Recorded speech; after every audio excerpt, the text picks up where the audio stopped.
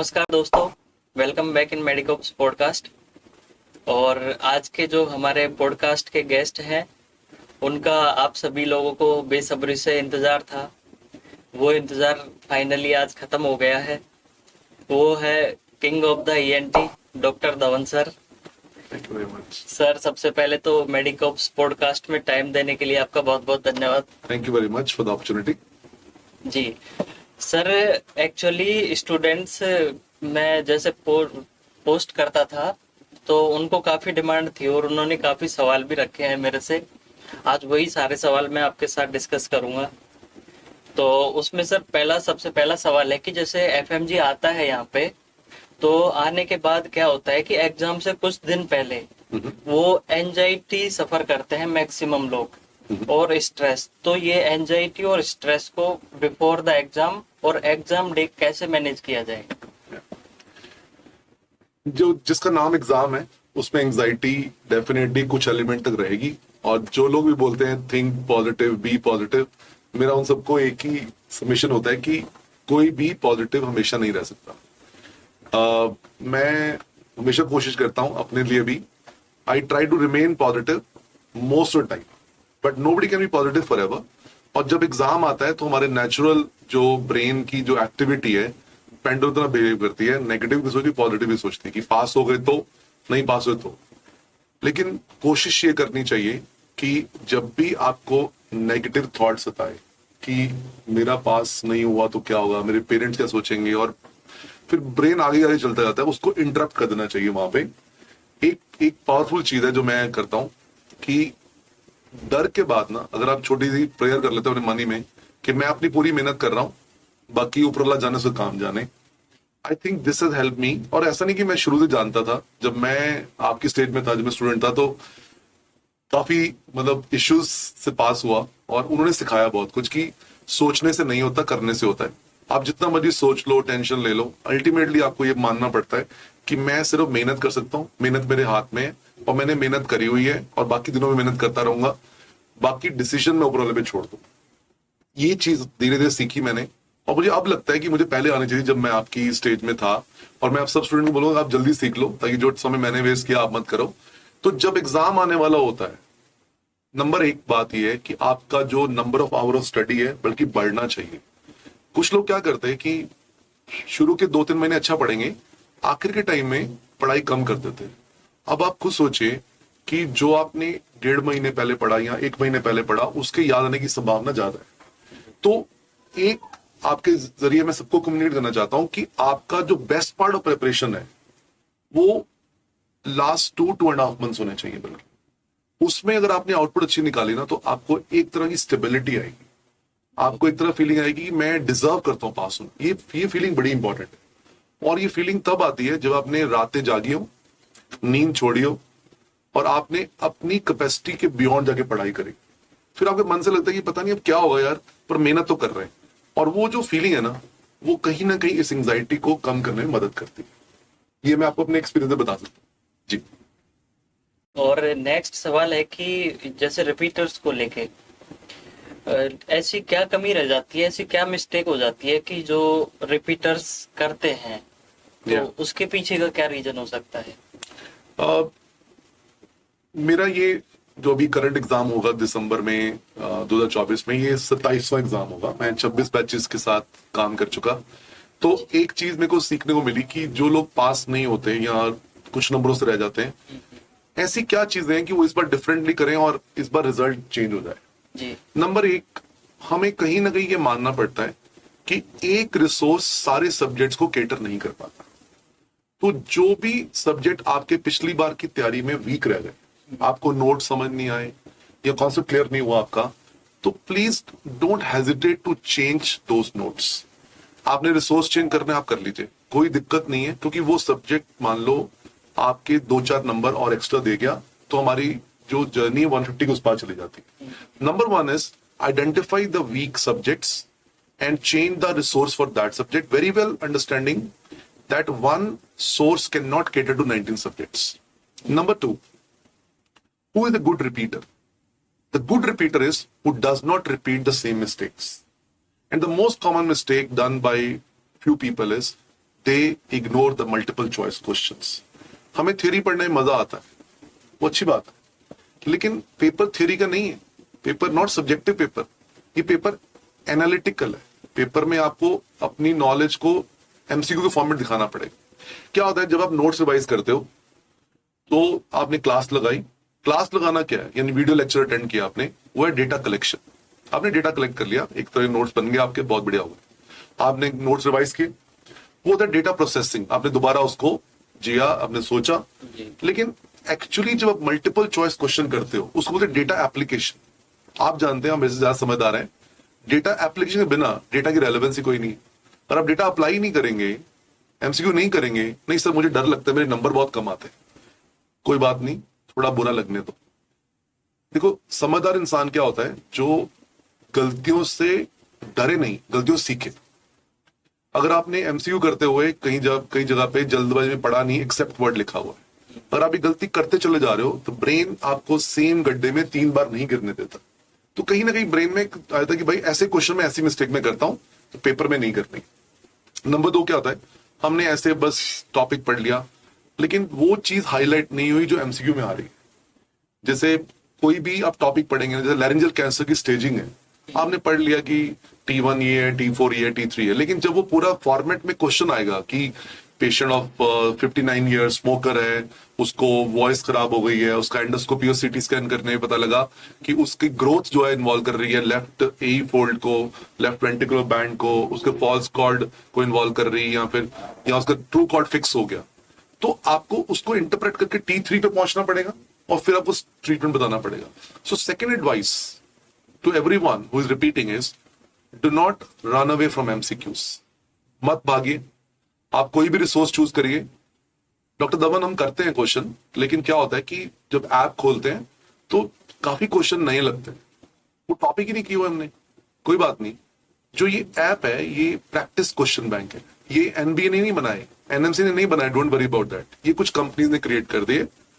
और अगर आपने कोई सब्जेक्ट का रिविजन किया और आपने उसके क्वेश्चन किए और 60% क्वेश्चन सॉल्व हो रहे हैं तो इट्स वेल एंड गुड।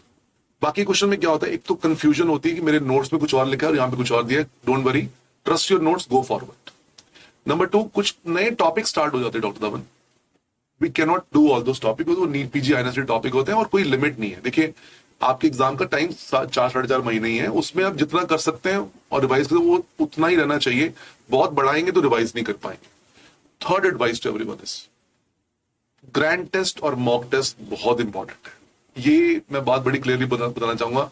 हमें लगता है कि डॉक्टर धवन ग्रैंड टेस्ट में मेरे 130 नंबर आते हैं, 132 आते हैं, 136 आते हैं, तो मेरा दिल टूट जाता है। मैं तो दिल एक बार बोलता हूं कि एग्जाम से पहले टूट जाए तो बेटर। एग्जाम वाले दिन वो गलतियां नहीं होंगी हमसे, क्योंकि मॉक टेस्ट करते हुए आपको समझ आता है कि भाई 19 सब्जेक्ट को झेलना कैसे। इंडिविजुअली पढ़ना अलग बात है, एक दिन के अंदर 19 सब्जेक्ट को प्रोसेस करना और उसके एमसीक्यू करना बहुत ब्रेन के लिए एक हाई पावर एक्टिविटी है। इसकी रिहर्सल करनी चाहिए। कितने जीटी कितने मॉक, वैसे तो मतलब मिनिमम 8 और 9 तो होने चाहिए, लेकिन उनमें से 4 जो होंगे, लास्ट वाले 2 मॉक और 2 जीटी जो होंगे, उनको आपने एग्जैक्टली सिमुलेटेड वे में देना है। उसी टाइम पे शुरू करना जब रियल एग्जाम होगा। ब्रेक तभी लेनी जब एग्जाम में ब्रेक होगी, और पूरा दिन वैसे जी के और रात को जीटी रिव्यू करना है। जिस दिन जीटी करना ना, उस दिन कुछ और नहीं पढ़ना शाम को। आप 300 क्वेश्चन सुबह से किए आपने, अब कुछ आते थे, बहुत सी बात है, जो आते थे पर गलत हो गए उनका नोट्स में देखना कि भाई क्यों गलती हुई। जो सिली मिस्टेक के पैटर्न आपको आइडेंटिफाई करने की, यार ये मेरे से गलत हो जाता, और कुछ एक्स्ट्रा पॉइंट मिल जाते कभी कभी, वो ऐड कर, पर नए टॉपिक बहुत ज्यादा ऐड नहीं करने होते। जब हमने 4 एग्जाम ऐसे किए होंगे, 5वां एग्जाम का रियल एग्जाम होगा, तो ब्रेन ऑलरेडी ट्रेन हो चुका होगा, तो आप उसको बेटर डील कर पाओगे। तो मैं समराइज कर देता हूं आपके लिए। एक, अपने वीक सब्जेक्ट्स में कोई भी रिसोर्स की प्रॉब्लम आ रही है आपको, don't hesitate to change that. लेकिन वीक छोड़ देना, स्कोर को वहीं छोड़ दे। आप वीक को मॉडरेटली ओके कर लो, बहुत बड़ी बात। स्ट्रॉन्ग को स्ट्रॉन्गर करने में उतना फायदा नहीं होगा जितना वीक को मॉडरेटली ओके करने में फायदा होगा। आपका कोई एक सब्जेक्ट बहुत अच्छा है, आपने और अच्छा कर लिया, एक अदर रेयर आंसर आपको आ गया, चलो ठीक है। लेकिन मान लो मेरी माइक्रोबायोलॉजी वीक थी और मैंने माइक्रोबायोलॉजी को कंफर्टेबली ओके कर लिया, तो आई थिंक एडवांटेज 6-7 क्वेश्चन का भी हो सकता है ना। जी। तो number 1। Number 2, question bank is important, you must do that. Third, grand test, mock test absolutely करना। और सबसे बड़ी बात, आप जानते हो कहीं ना कहीं आपने कुछ टाइम ज्यादा वेस्ट किया था लास्ट टाइम, उन गलतियों से सीखते हुए इस बार टाइम नहीं वेस्ट करना, और आखिरी पार्ट में और कमिटमेंट शो करनी है, और ज्यादा नंबर ऑफ आवर बढ़ाने हैं, और ऊपर वाले चाह तो हम ये सारी सही चीजें करके इस बार पास हो जाएंगे। जी। अभी और जैसे कि एक सवाल और रहता है कि थ्योरी को कितना टाइम दें, और एमसीक्यू की प्रैक्टिस जैसे आपने बताई, तो उसमें हमें ज्यादा फोकस किस चीज पे करना चाहिए, थ्योरी पे कि एमसीक्यू प्रैक्टिस पे? देखिए, बहुत सीधा फॉर्मूला जो मैं खुद के लिए भी मैंने एमआरसीएस के एग्जाम में फॉलो किया था। देखो क्या है कि जो दिन है जैसे आपके पास, तो अगर आप फर्स्ट टाइमर हो और आपकी क्लासेस खत्म हो गई हैं या वीडियो लेक्चर खत्म हो गए आपके, और अब आप सेल्फ स्टडी कर रहे हो, रिवीजन वाले मोड में आ गए हो, तो आपने कम से कम भी 3.5 घंटे का एक विंडो रखना है जिसमें आपने कोई भी थ्योरी रिवाइज नहीं करनी, वो एमसीक्यू बेस्ड स्टडी हो। और 3.5 घंटे में क्या हो सकता है, 50 क्वेश्चन किए पहले, और 50 का एक्सप्लेनेशन अपने नोट से पढ़ना है। Don't read the explanation from the other sources, क्योंकि हर चीज नहीं लगती आपको। आपने 50 क्वेश्चन किए डर्मेटोलॉजी के, आपने 50 का एक्सप्लेनेशन बाद में देखा कि हाँ ये मेरा ठीक था, बहुत बड़ा रिवीजन हो गया, अच्छा ये गलत हो गया, ये याद नहीं आया था, तो मैंने इसको इसलिए ये लगाया था, चलो याद कर लिया। फिर आपने 50 क्वेश्चन किए साइकेट्री के, तो साइकेट्री के वो पॉइंट रिवाइज कर लिए। ये विंडो जो मेरे लिए होती है हमेशा, मैं हमेशा इसको रखता हूँ कि जैसे फॉर एग्जांपल मैंने 9 बजे तक सब खत्म कर लिया, खाना वाना खत्म कर लिया, या 9:30 बजे, 9:30 से लेके 1 बजे तक मैं सिर्फ एमसीक्यू बेस्ड स्टडी रिकमेंड करता हूँ जो लोगों को, जो फर्स्ट टाइम है। लेकिन जो सेकंड टाइम कर रहे हैं या थर्ड टाइम कर रहे हैं, जिन्होंने पहले थ्योरी कर रखी हुई, उनके लिए जो विंडो ये 5-5.5 घंटे की होनी चाहिए। मतलब वो 2 सेशन क्रिएट कर सकते हैं, 2 घंटे का, 2.5 घंटे का। और ये जो 50-50 के 2 ब्लॉक किए फ्रेशर्स ने, जो रिपीट वाले लोग हैं वो 3 ब्लॉक करें, 50 + 50 + 50। उन्होंने किया 50 साइकेट्री के, 50 डर्मेटोलॉजी के, आप करो 50 साइकेट्री, 50 डर्मेटोलॉजी और 50 एनेस्थीसिया भी कर लो आज ही, तो आपका टाइम थोड़ा ज्यादा होगा। तो अगर आप मेरे को ओवरऑल पूछो कि मैंने दिन में सर टोटल 12 घंटे की आउटपुट निकाल ली, ठीक है, और मैं रिपीट कर रहा हूं, तो उसमें 6.5-7 घंटे थ्योरी रिवीजन के होने चाहिए, लेकिन 5 घंटे की विंडो एमसीक्यू बेस्ड स्टडी की होनी ही चाहिए। और फ्रेशर्स के लिए, क्योंकि थ्योरी अभी रिवाइज नहीं की होती, थोड़ा सा लोड ज्यादा होता है, तो 3-3.5 का एक ही साइकिल रख के बाकी सारा टाइम थ्योरी के लिए देना पड़ेगा। लेकिन डोंट इग्नोर द क्वेश्चंस। जी। अभी और एक और जो प्रॉब्लम फेस कर रहे हैं स्टूडेंट, वो है कि जैसे थोड़े मोटिवेट होते हैं, वो 2-4 दिन तक चलती है साइकिल, फिर वापस से डिमोटिवेट होके वो कंसिस्टेंसी ब्रेक हो जाती है। तो उस कंसिस्टेंसी को कैसे मेंटेन रखे थ्रू आउट द जर्नी? देखिए, ये जो मोटिवेशन है ना, मतलब ऑनेस्टली बताऊं, मतलब मैं हमेशा बोलता हूँ कि मुझे थोड़ा फ्रॉड लगता है। मोटिवेशन का मतलब होता है कि आप किसी इंसान को अपने से ज्यादा इंपॉर्टेंट मान रहे हो अपनी लाइफ के लिए। मतलब चलो आपकी बात करते हैं, लास्ट 5.5-6 साल बीत गए, हम जब देश से बाहर गए तो +2 थे, देश के अंदर वापस आए तो भी +2 है। अभी घर वालों ने पैसे खर्च दिए, अभी मेरी डिग्री जस्टिफाई नहीं हुई इंडिया के अंदर। और इस एग्जाम की रेलेवेंस देखिए, जैसे एग्जाम पास हो जाता है तो आप, एक तो इस कंट्री में लाइसेंस टू स्टार्ट इंटर्नशिप मिल गया आपको, और आप डॉक्टर बनने की तरफ एक कदम और आगे चले गए, और आपकी पूरी 5.5-6 साल की मेहनत को एक नाम मिल गया कि आप एमबीबीएस का फाइनल प्रॉफ पास के इक्विवेलेंट हो गए। मुझे लगता है कि इसके लिए ना हमें आउटवर्ड नहीं देखना चाहिए। ये जो मोटिवेशन है ना, इसकी शेल्फ लाइफ बहुत ही पुअर है। अगर मोटिवेशन से कोई सुधर सकता होता तो यूट्यूब पे इतना ज्ञान है इस समय कि पूरी दुनिया सतयुग में पहुंच चुकी होती, नहीं हो पाया। उसका रीजन ये है कि मोटिवेशन मतलब हम आउटवर्ड देख रहे हैं कि भाई मुझे कोई बताए तो मैं करूंगा। मैं थोड़ा सा इसमें एटिपिकल होता हूं, मुझे लगता है किसी को अधिकार नहीं है कि आपको मोटिवेट करे। हाँ, आपको एक आइडिया दे सकता है, लेकिन एग्जीक्यूट आपको करना है। आप अपने आप को पूछो कि अगर मैं अभी भी टाइम वेस्ट कर रहा हूं और मैं चमत्कार की उम्मीद कर रहा हूं कि मैं पढ़ूंगा कम लेकिन पास हो जाऊंगा, और मैं वही गलतियां कर रहा हूं जो लास्ट टाइम करी थी, अगर मैं रिपीटर हूं तो मैं फिर भी चमत्कार की उम्मीद कर रहा हूं, तो मैं अपने एक्सपीरियंस से बता दूं, ऐसे कोई चमत्कार नहीं होते। अगर चमत्कार होना होगा तो आपकी हार्डवर्क के बाद होगा, और हार्डवर्क की जो लगन है, जो हार्डवर्क की लगन है आपकी, वो आपके अंदर से आएगी। Look at your parents, look at your parents, they trusted you, they invested in you, they could have saved that money for their old age. They said, "No, we have to send our sister, the daughter or son to outside to do the MBBS." Look at yourself. आप भूल जाओ इसका नाम FMG exam. इसका मतलब पता क्या है? आप एक इंसान के नाते फाइनेंशियल इंडिपेंडेंस आपका बेसिक रिस्पॉन्सिबिलिटी है। इस पूरे दुनिया के अंदर हर बंदा अपने लिए सक्षम हो जाता है, अलग तरह काम करते हैं लोग, और ये जो एग्जाम है आपको सबसे बड़ी क्या चीज देके जाने वाला है? Financial independence. हमारा सबसे बड़ा प्रॉब्लम क्या होता है कि अभी भी हम अपने पेरेंट्स से पैसे मांगते हैं कि यहाँ पे पैसे देने, या रूम के पैसे देने, मेस को पैसे देने, इंस्टीट्यूट में पैसे देने, ऐप लेनी या कुछ भी लेना, क्यू बैंक लेना है। कहीं ना कहीं ये हमारी दुखती रह गया कि मतलब फाइनेंशियली इंडिपेंडेंट होना चाहिए। ये एग्जाम आपकी फाइनेंशियल इंडिपेंडेंस की फर्स्ट विंडो ओपन करने जा रहा है। तो आई थिंक इसके लिए ना मोटिवेशन को छोड़ दो, सेल्फ इंट्रोस्पेक्शन करो, और आपके अंदर से एक आवाज पक्का आएगी, होना नहीं होना ऊपर वाले के हाथ में, मैं अपनी तरफ से अपनी बेस्ट कोशिश कर गुजरूं। उसके लिए मुझे किसी के कहने की जरूरत नहीं है, क्योंकि if you borrow my fire it's only for 1 or 2 days. Do not borrow my fire, ignite your own fire. I must tell you, do not borrow my fire. Please ignite your own fire. Talk to yourself and ask yourself what you are right now and what will change after this exam is done for you. So, self जो introspection है ना, that becomes the reason for you to become consistently driven and consistently delivering also. एक दिन waste करना, doctor Dhawan Diwali आ रही, मैं 2 दिन घर होता हूँ, पढ़ लूंगा, आके पढ़ लूंगा। अच्छा त्योहार है, जाने का मन करता है, लेकिन त्याग के बिना कुछ ना हो पाया आज तक। 3 दिन घर चले गए, त्योहार था, नहीं पढ़ाई हो पाई, वापस आ जाएंगे, और अक्टूबर के अंत में है इस बार। तो 3 दिन का मतलब समझते हैं आप उन दिनों में? आपको पता है कि आप पूरी डर्मेटोलॉजी रिवाइज कर सकते हैं, एनएसए रिवाइज करते हैं, और पूरा माइक्रोबायोलॉजी भी रिवाइज कर सकते हैं उन दिनों में, और रात को क्वेश्चन भी कर सकते हैं, या एक दिन में जीटी भी कर सकते हैं, एक और 2 सब्जेक्ट कर लिए छोटे वाले। देखिए, किसी के कहे बिना अपनी लाइफ का चार्ज लेके उसके लिए जो सही बन पड़ता है वो करना, और जो सुख का, कंफर्ट का त्याग करके ये अपने वो फीलिंग दिलवाना कि आई डिजर्व टू पास, वो देगा स्टेबिलिटी, ना सिर्फ एग्जाम के लिए, आने वाली लाइफ के बहुत सारे और चैलेंजेस के लिए। जी, तो इसका जैसे समरी ये रहा कि हम अगर खुद चाहें तो ही एग्जाम पास हो सकता है, बाकी ऐसा तो हो नहीं सकता कि कोई चमत्कार हो जाए।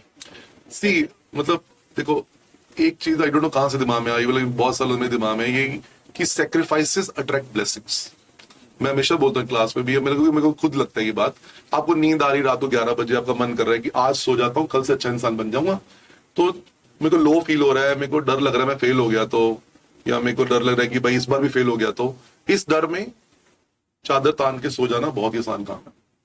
लेकिन उस डर के बावजूद मुंह हाथ धो के टिक के बैठना और फिर पढ़ना 2.5 घंटे और एक चैप्टर खत्म करना फार्माकोलॉजी का, उसको बोलते हैं त्याग, सेक्रीफाइस। और सेक्रीफाइसेस से ब्लेसिंग अट्रैक्ट होती है डेफिनेटली। उसका रीजन बता दूं क्या? आप कह रहे हो ये फाइनेंशियल फ्रीडम की बात है डॉक्टर धवन, आज तक कोई भी फ्रीडम, कोई भी आजादी त्याग के बिना जीती नहीं गई। अगर ये तुम्हारी फाइनेंशियल फ्रीडम है तो त्याग तो मांगेगी भाई। ये ब्लेसिंग्स क्या है? आपके माँ बाप दुआएं कर रहे, प्रेयर कर रहे, कहीं मंदिर में जा रहे, कहीं दुआ मांग रहे कि भाई पास हो जाए। वो दुआएं कब मदद करेंगी? अगर आप 148 तक की यात्रा अपने आप ट्रेवल कर चुके, 2-3 क्वेश्चन उनके दुआओं से ठीक हो गए, हम पास हो गए। लेकिन 148 तक की यात्रा आपकी अपनी होगी। Get ready for that. Don't wait for miracles, बेटा do so much hard work that nature is forced to bless you. जी, एक और अभी जो इश्यू आ रहा है करंटली वो ये आ रहा है कि रिपीटर्स को, कि जैसे उन्होंने, ऐसा होता है कि वो लोग एक्सपेक्ट नहीं करते कि इस तरीके से रिजल्ट रहेगा, फिर भी जैसे मान लो कि फेल हो गए तो उसके बाद उनको रीस्टार्ट करने में काफी प्रॉब्लम आती है। ट्रू जी, सी कोई भी एग्जाम के फेलियर के बाद अगले 3-4 हफ्ते तक निराश रहना एक नेचुरल स्वाभाविक रिएक्शन है। लेकिन कब तक? खड़े तो होना पड़ेगा। देखिए, रीस्टार्ट करने में समय ले लिया आपने, जो भी कर लिया, क्योंकि ऐसा तो कोई नहीं है कि मैं पास नहीं हुआ और मेरे को बुरा नहीं लगा। आई विल बी सरप्राइज, बल्कि मेरे को लगेगा हैरानी वाली बात है। अगर मेरा पेपर हो और मैंने अगर ढंग से पढ़ा हो, मैं फिर भी पास ना हूं, तो मेरे को लगेगा भाई कि मैं कहाँ पे गलत था। और मैं 2-3 हफ्ते मैं भी परेशान रहा हूँ। लेट मी एक्सेप्ट, बट उसके बाद मैं फिर खड़ा हो जाऊंगा, भाई पिछली बार जो गलती करी थी इस बार नहीं करनी। आप टाइम वेस्ट करना चाहते हो, नेचर आपके प्लान को इंटरप्ट नहीं करने वाली, और आपको अचानक रियलाइजेशन आएगी नवंबर 1 तारीख को या एग्जाम के बहुत पास आके कि यार पढ़ लेता पहले तो अच्छा।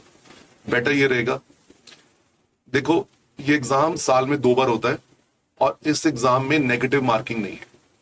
150 out of 300 without negative marking is unachievable task. मैं इजी टास्क नहीं बोलूंगा, अचीवेबल टास्क किया जा सकता है, प्रोवाइडेड जो लास्ट टाइम उनसे गलतियां हुई थी उन पे काम किया जाए। Please do not ignore subject like pharmacology, biochemistry, surgery, gynae, PSM, pathology. अगर आप ये सब्जेक्ट को शॉर्टकट्स मोड से कर रहे हो तो आप अपने आप को पूछिए बच्चे कि will it be possible for us to crack the examination. मैं आपको एग्जांपल देता हूँ, मेडिसिन लोग बोलते हैं कि सर मेरे से छूट जाती है, हो नहीं पाती। आप थोड़ा सिलेक्टिव अप्रोच ले लीजिए मेडिसिन में। ओके ठीक है, आपको सीएनएस में स्पाइनोसेरेब्रल अटैक्सियस नहीं आते तो मैं समझ सकता हूं, लेकिन क्या हमें पार्किंसन नहीं आना चाहिए, एपिलेप्सी नहीं आनी चाहिए, स्ट्रोक नहीं आना चाहिए, अल्जाइमर्स डिजीज नहीं पता होनी चाहिए, या फिर मल्टीपल स्क्लेरोसिस नहीं पता होना चाहिए, या जीबीएस नहीं पता होना चाहिए, या माइस्थेनिया ग्रेविस नहीं पता होना चाहिए? हम डॉक्टर बनने जा रहे हैं, ये स्क्रीनिंग एग्जाम है, एक बेसिक लेवल ऑफ नॉलेज चाहिए। निराश होके बैठ जाना पिछली बार नहीं हुआ, एक लेवल तक आपको अलाउड था, लेकिन इंट्रोस्पेक्ट करके मेरी कमियां कहां रह गई और उन कमियों को भरने को तैयार हो जाना, आई थिंक वो समझदारी वाली बात है। Let us take the decision and let us start from today in the most devoted manner without thinking कि दोबारा अगर ऐसा हो गया तो। उससे बजाय ये सोचो कि इस बार चीजें थोड़ा अलग करेंगे तो रिजल्ट भी अलग आएगा। सिली मिस्टेक्स जो होती है ये ज्यादातर मुझे लगता है कि फर्स्ट अटेम्प्ट वालों को ही ज्यादा होती है, तो उस चीज को कैसे अवॉइड किया जाए? सिली मिस्टेक क्या होती है कि आप किसी क्वेश्चन को हल्के से ले लेते हैं, ये तो आता ही, कोई प्रॉब्लम ही नहीं है, like.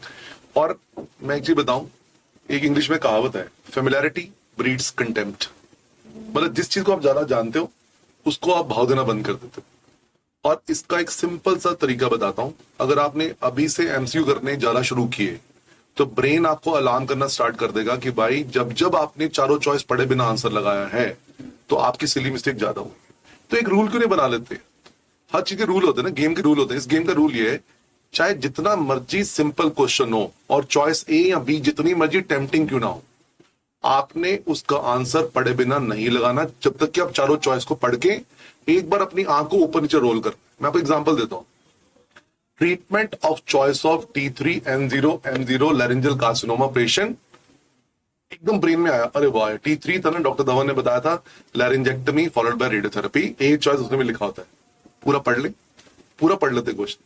Treatment of choice of carcinoma laryngeal patient T3N0M0 presenting to emergency with acute respiratory difficulty and stridor is। लैरिंजेक्टमी तो कल की बात है बेटा, पहले पेशेंट तो बचा लें।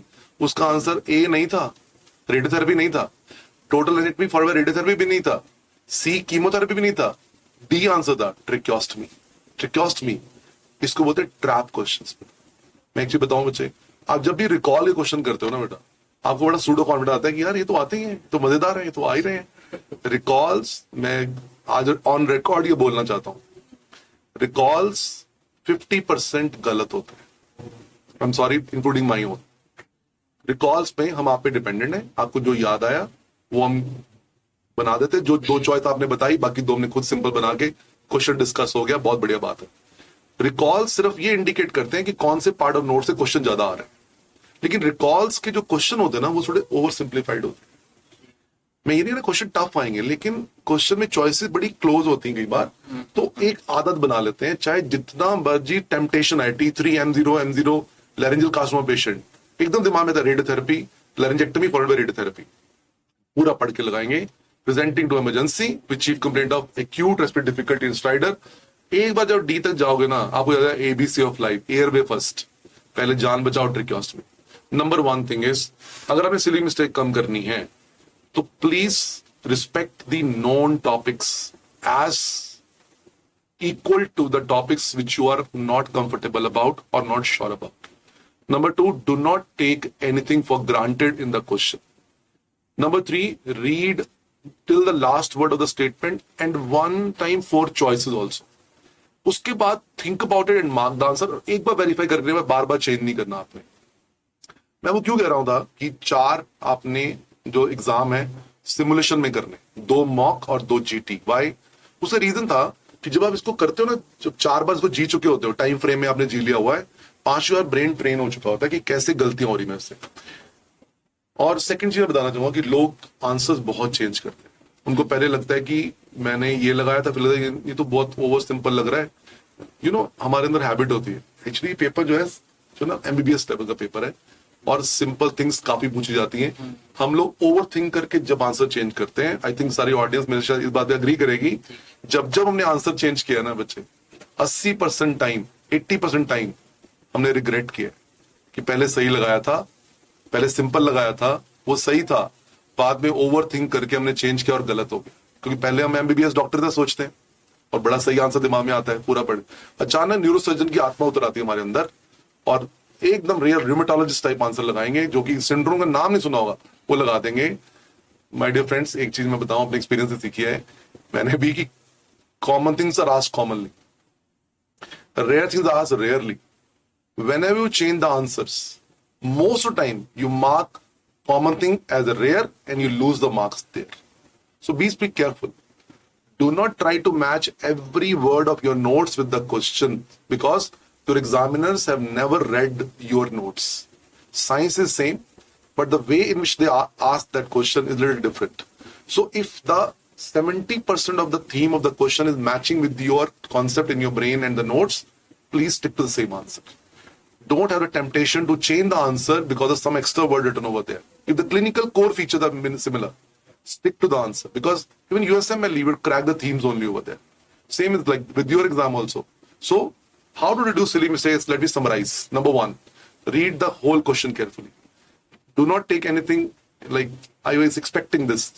Read all 4 choices carefully. Then think one time, just check, mark it. Am I thinking about the same thing, rhinostroma और राइनोस्पोरिडियोसिस? सोच लो कि मैं दोबारा सोच लो कि मैं उल्टा तो नहीं सोच रहा. नहीं, राइनोस्ट्रोमा वुडी नोज है, दैट्स द करेक्ट आंसर. तो एक बार वेरीफाई करने के बाद बार बार आंसर चेंज नहीं करना. जी, जैसे आपने बताया था अभी वो ट्रैकियोस्टोमी का, वो अभी लास्ट टाइम में भी क्वेश्चन था जब मैंने दिया था, उसमें क्या है कि वो ऑप्शन जो रखते हैं चॉइस ऐसे सेम सी रखते हैं, बस उसमें लास्ट में थोड़ा सा वर्डिंग चेंज करते हैं उनकी. बिल्कुल एग्जैक्टली. एंड तो वो हमें ध्यान रखना चाहिए. It's coming from your own experience. Actually exam वाले टाइम पे जो रियल क्वेश्चन होते हैं, they are different from the like जब हम पीवाईक्यूज देखते हैं. तो इसलिए मैं कहता हूँ TLC, think like clinician. Clinician कभी भी आधा पढ़ के डायग्नोसिस नहीं बनाता. आपने सिर्फ 2 सिम्टम पढ़े और आपने डायग्नोसिस बना दिया कि मुझे आ गया, ऐसा नहीं है. रीड इट फुली, चारों चॉइस पढ़ के फिर आंसर लगाएंगे. और मैं कब कह रहा हूं कि सारे क्वेश्चन ठीक होने चाहिए? When a licence doctor can not handle and diagnose and manage all cases, the student can also not solve all the MCQs. Play the exam like that, like a clinician, लेकिन पूरा पढ़ के, चारों choice पढ़ के, सोच समझ के आंसर लगाना. Go for the common diagnosis, common things. Actually it will definitely help you. जी.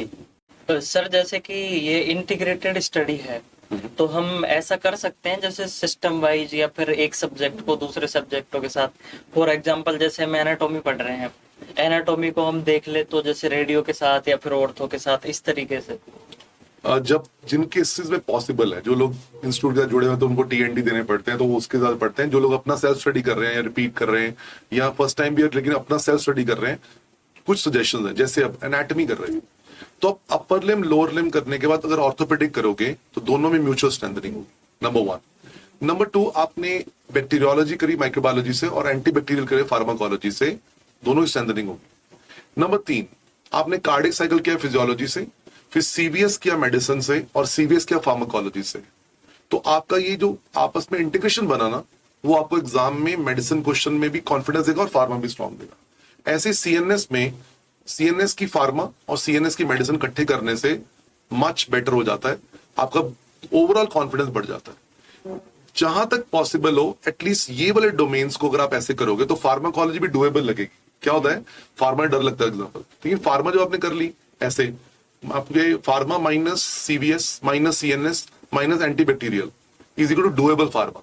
तो क्या होता है कि पूरा सब्जेक्ट तो हम इंटीग्रेट नहीं कर सकते, लेकिन कुछ पार्ट इंटीग्रेट करके हम अपनी जो क्लिनिकल क्वेश्चन आते हैं जिसमें इंटीग्रेशन की पॉसिबिलिटी होती है, जैसे अपर लिम्ब है, लोअर लिम्ब है, ऑर्थोपेडिक्स है, या फ्रैक्चर्स हैं, या नर्व इंजरीज हैं, and I think better solve कर पाएंगे कि कोई भी क्लिनिकल सिनेरियो बेस्ड क्वेश्चन आता है तो पूरे सब्जेक्ट में पॉसिबल नहीं होता। जैसे गाइनी प्योर सब्जेक्ट है, वो करना ही पड़ेगा अलग, ईएनटी अलग है, अलग करना पड़ेगा, लेकिन जहां जहां पॉसिबल होना वहां पे try to do that and it will be definitely helping you.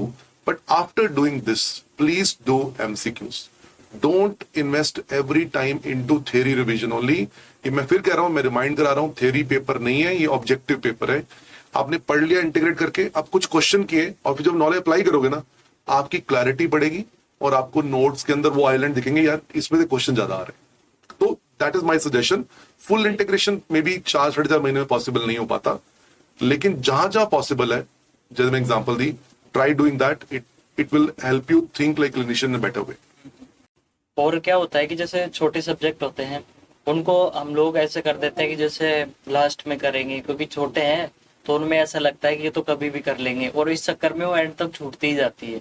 तो उस चीज को कैसे मैनेज किया जाए साथ के साथ? छोटे सब्जेक्ट को हमेशा एज ए क्वेश्चन यूज करना पड़ेगा। आपने सुबह से बायोकेमिस्ट्री पढ़ी 6 घंटे, अब आप 2 घंटे के लिए अब बायोकेमिस्ट्री और नहीं पढ़ना चाहते कि बहुत हो गया, व्हाई नॉट डू 2 आवर्स में या 2.5-3 आवर में डर्मेटोलॉजी का एक पार्ट रिवाइज कर लेते हैं। It's a question breather for you.